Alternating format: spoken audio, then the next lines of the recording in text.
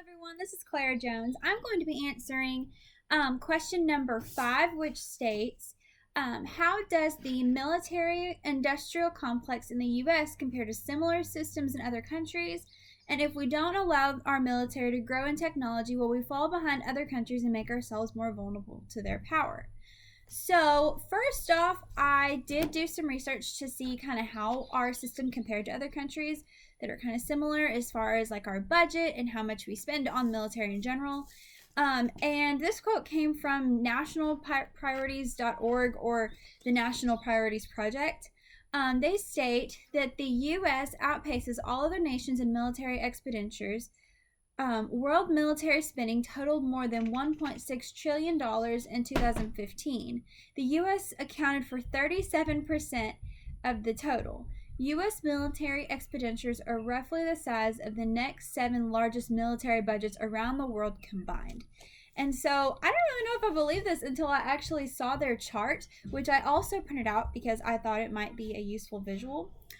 So this is what the chart looks like, and I don't know how well you can kind of see that, but the U.S. quite evidently spends an enormous amount of money compared to other countries. I believe they're at the top, and the next to them is China, Saudi Arabia, Russia, then the United Kingdom, India, and shockingly, Japan is it is at the bottom of this list. And so those are the highest spenders. I thought that was really crazy. Anyway, so that kind of that definitely did open my eyes a little bit more to just how much America does spend on our military, which is why it can be such a controversial topic. But the question is, should we allow the military to grow in technology?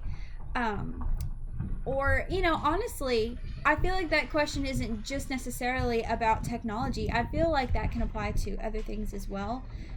Even guns, he talked about just in general upping our defenses. And honestly, he believed we should disarm ourselves to an extent, which I do see his point of view. And in fact, I actually have done I have done a lot of research on a similar former president, Woodrow Wilson, who had similar ideas. Actually, how I met Mr. Naples was over this project. I was asking his opinion on Woodrow Wilson for this project. So his ideas he called the 14 points.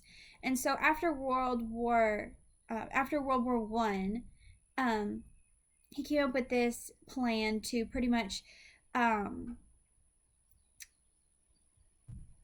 ensure that there wouldn't be any other wars.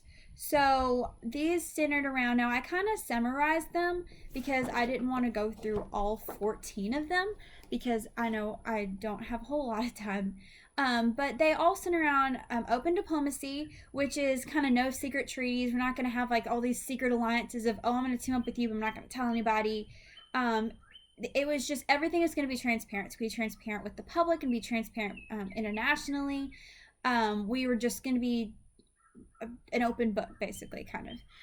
Freedom of the seas were his second point. He believed that the waters should not necessarily be controlled by certain countries. We shouldn't say, okay, well, you're going to have to pay some type of toll if you come on our, bay over here, or if you go through this canal over here, you're going to have to pay us money. He believed that it should be free for navigation internationally. Free trade, he believed that there should be no economic, now this doesn't mean no barriers, period. He believed that we shouldn't have any economic barriers between nations. He believed that this would promote global commerce. And from my understanding, I could be wrong, it's been a while since I researched it, but from what I remembered, I believe he pretty much didn't want there to be any tariffs or anything. We should just have free trade, which would not have necessarily benefited our country. Arms reduction. He believed, just similar. This is probably where they were the most similar. He believed in the reduction of arms. We should disarm ourselves so that way we not only I guess don't have to spend as much money on it, but more importantly, we show others more of like a mutual respect and trust, and self-determination. He believed that different countries should have the right to choose their own governments and borders. So final was the League of Nations, which is pretty much bringing everybody together, which we have NATO. That is pretty much an idea of what he wanted to have, but he wanted to see pretty much all the countries be a part of. So while these ideas do sound amazing, and to be honest, they would be great, the problem, which I believe that both Eisenhower and Wilson and many others do disregard, it's just the reality of the situation, that people are power hungry, people do have a sin nature, and they're not going to be perfect. There's always going to be somebody wanting to rule the world. There's always going to be people who, even if ever the country decides, we're going to disarm ourselves, we're going to have this mutual respect, we're going to have this, this definitely goes for technology, this is just all encompassed in the same thing.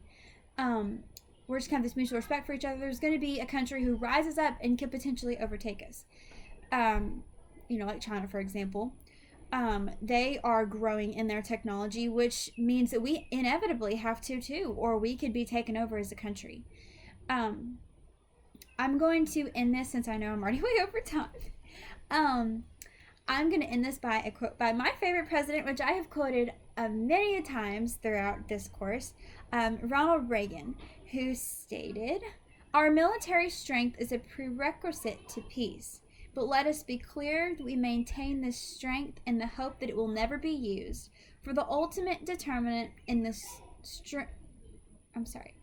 struggle that's now going on in our world will not be bombs and rockets, but a test of wills and ideas, a trial of spiritual resolve, the values we hold, the beliefs we cherish, the ideals to which we are dedicated."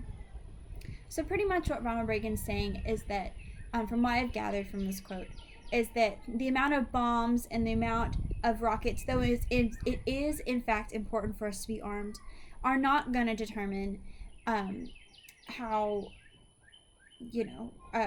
whether we are safe and all that. It's going to be determined by whether we are able to, by the ideals we have, and by trying our best to maintain the biblical principles that we've had given to us by God, and that's what's ultimately going to determine everything. Liberty, freedom, is standing on those biblical principles, not by how many or how little military weapons and how big your budget is. Anyway, so that about concludes it. I appreciate it, and I look forward to hearing from you guys.